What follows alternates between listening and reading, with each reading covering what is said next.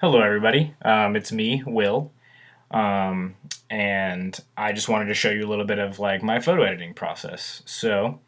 I've got a little bit of free time, and I was going through some old photos, and I found some of these, and I'm not certainly not most proud of these photos as they are, but I was using mostly auto settings when I took them.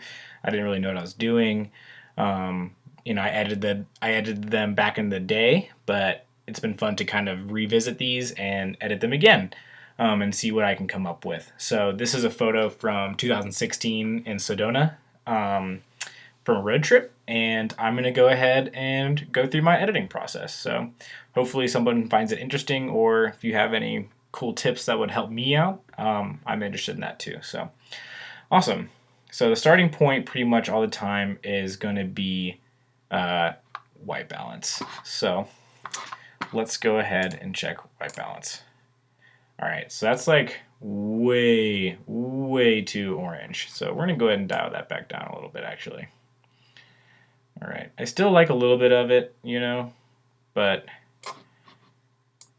definitely want to keep it a little low key. Cool. It's definitely an overexposed photo, as you can tell with all of this being blown out. So I'm going to go ahead and lower that exposure a little bit.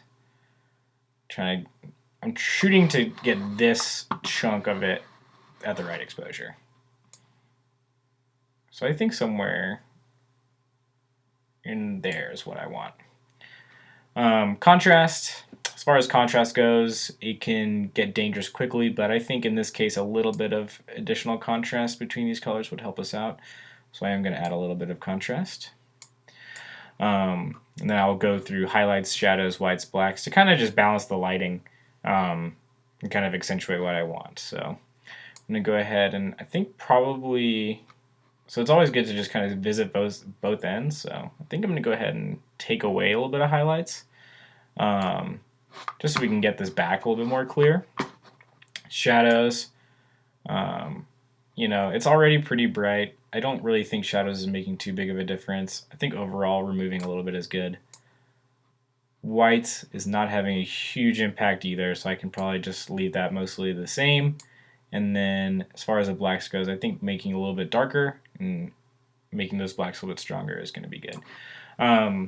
One thing to do as well is to go ahead and get the composition I want. So, I like doing landscapes, and I think with all of these lines going through, I think accenting those lines can make this photo pop a lot more. So I think something like that looks good. So let's go ahead and check that out. Nice. Awesome. So clarity is what I call the Instagram filter. Kind of gives you your traditional over-edited Instagram look, maybe from like 5 years ago or so. And Instagram's definitely gotten better. But 5 years ago, you would kind of expect most photos on Instagram to look kind of like this. Just super crisp and over-edited. So if you take it all the way to the other end here, we've got a bunch of weird-looking mush. So I honestly add oops, sorry, gotta get my mouse back. I usually add a little bit of clarity. I think a little bit goes a long way though. I'm going to go ahead and add just a little bit of vibrance and saturation to help the colors come out, but we're going to really go in a photo like this. It's nice because you can really kind of go into those more later and get the colors that you really want. Here we've got the light tone curve. You can also edit the individual colors this way, but it's kind of wonky for me at least. It kind of gets out of hand, so I'm going to go ahead and try and just kind of stick to the basic light curve here. As you can see here, you can change which kind of curves you do, all sorts of stuff. So let's go ahead and start playing with this until we get what we like. I think a little bit of the highlights is good. We can make this overall brighter or darker. I think this photo is so bright, and I think sticking to that aesthetic is going to play in my favor. So I'm not going to try and make this too dark by changing any of that. Of course, as I say that, I go ahead and make it a little bit darker here, but I think it's a good balance. Awesome. We've lost a lot of resolution, so this wasn't even captured in RAW, which was a part of my learning process. So we don't really get too much detail in here, which is kind of a bummer because that's really where I want to make this pop, but we do have some strategies that can help us out there. I'm going to come back to the colors in a second. I am going to add some serious sharpness to this. Adding too much sharpness can make it way too grainy, but I think it's worth it here. Adding a decent little bit of sharpness is going to go a long way and help these lines and everything stand out. Cool. So lens corrections. Lens corrections is essentially all lenses kind of warp the image a little bit, and this kind of basically undoes that. So I will go ahead and select my camera and lens. Sorry, my laptop is being buggered down by all the programs I'm trying to run at the moment. So there we go. Nice. It didn't do too much here, but in other photos, other zoom lengths, it can certainly have an effect. Here, post-crop vignetting, adding a little bit of a vignette is nice because it draws your eyes in towards the center here, which is where you want to be looking, especially with all like the linear geometry going on. You know, it's bringing everything in here to the middle. So a little bit of vignette helps accomplish that. And then for the main edits, the last here is going to be de-haze. This is a great photo for de-haze. You can see what it's like when you come to this end of the spectrum, and then you can come see what it's like when it's at this end of the spectrum. On one hand, it is good because it makes it very clear, and we get all of this definition here in the back of this mountain. But I mean, obviously, this is way, way too much. So I'm gonna dial that way back down. In fact, I think I'm just gonna type in like, I don't know, like 12 or something like that. Okay. Cool. Awesome. Let's go into color. So here we go. All right, so we're gonna start with the greens or the trees. I like this, I like kind of the deep green alpine kind of look. So I am gonna take that over as much as possible. Awesome. Saturate it. Add a little bit of luminance to make it bright, but a lot of this green is registering in the yellow tab, so I'm gonna go ahead and you can kind of see there. On the other end of the spectrum, it's more yellowy red, and then over here we get that like nice deep green. I'm not gonna try and go too crazy because I don't want to like make it look like a fake photo, but I do think adding some of this green is gonna be nice. And adding a little bit of brightness to it. Awesome. I'm not gonna mess with split toning. That's a little bit more creative than I want right now. But as far as the main colors there, that's all I want to do. I really do want to bring out this kind of red, orange sandstone walls here. They're getting destroyed by the shadows. So this is where we're going to come in with the adjustment brush. So the adjustment brush is actually something I've only been starting to use kind of recently, last few months. Always getting better, always trying to learn. An adjustment brush has been awesome. So let's go ahead and just get everything back to 0 in the settings. I think I'm going to add a little bit of saturation, and I think I'm going to help for the shadows. So basically, is everywhere I paint this, it's going to apply these settings here. So I'm going to go ahead and start it on these walls. Okay. So as you can tell, I just painted, but you can't really tell any difference. So I'm going to go ahead and select this, which will help me see where I've been painting, so I can also be super accurate, and I can only paint where I want to paint.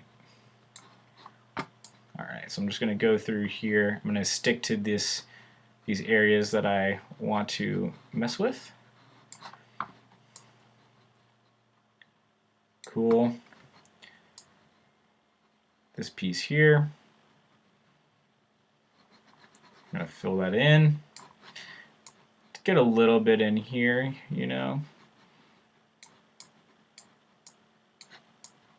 There we go. A little bit here on the edge of this. Awesome. A little bit here in this shadow. Take some of this wall. Take a little bit of that wall. Basically anywhere I see that wall, I'm just going to go ahead and hit it a little bit with this. Alright.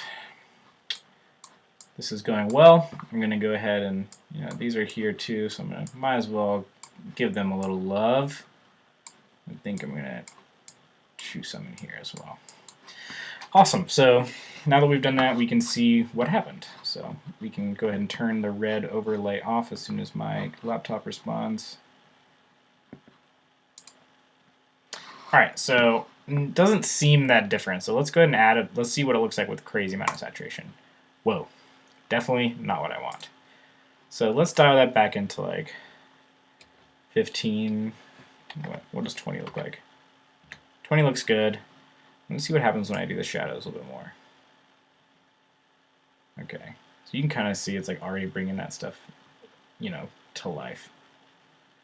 I don't want to make it look too fake, but it's still not really giving me the effect that I want. So that's where we're going to go ahead and add some color.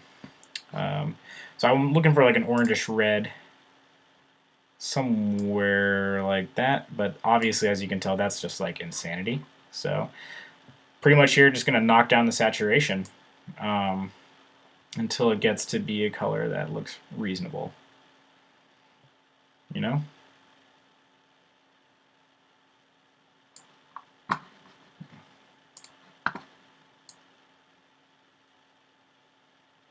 Alright, so now that I'm looking at it, that looks good. I really do dig that. Having those orange pop out a little bit kind of brightens it a lot. I am going to go ahead and do one more, I think, to help bring some definition back, or help kind of, these shadows are just so sharp. I think I want to go ahead and help that out there, so I am going to, I think, paint in here a little bit where the shadows are the darkest.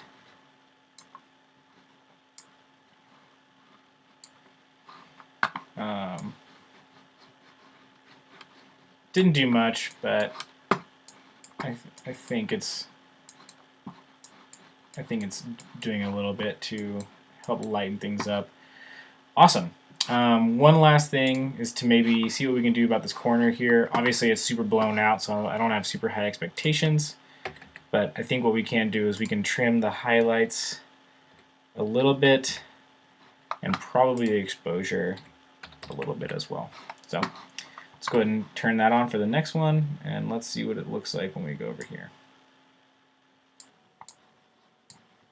It's doing a little bit, but honestly, it's like this is just so much lost definition anyway that I'm really not gonna like fret about it. But I did get to see a little peek of those mountains, and I think that was worth it. So awesome. We'll go ahead and finish this up.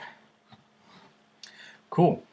All things said, I'm pretty pleased with how this went, so let's go ahead and do a little comparison. Boom, we can see what it looks like side by side, and all in all, I think we did a good job, and I like it. So we'll see how this goes. I might do a couple of these a week or something like that. I've got a lot of free time, so I hope you enjoyed. If there's something I can do better, let me know. Always down to learn new editing techniques. So have a great day, and thanks for watching.